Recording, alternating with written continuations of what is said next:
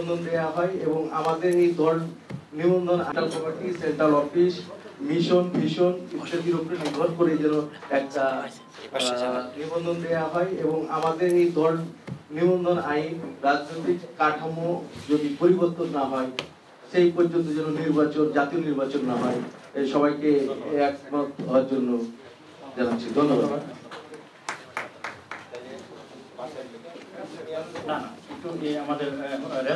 সদস্য, একটা central office আর তার গঠনতন্ত্র, একটা রাজনৈতিক দলের জন্য এইটাই যথেষ্ট।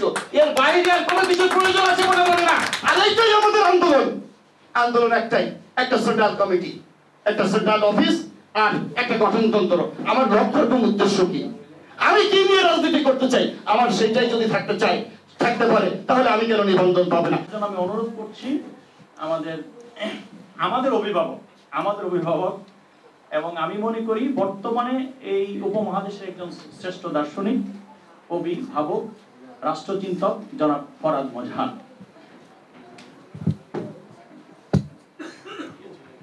আপনারা সবাই আমার সংগ্রামে শুভেচ্ছা নেবেন, আমার ভালোবাসা জানবেন।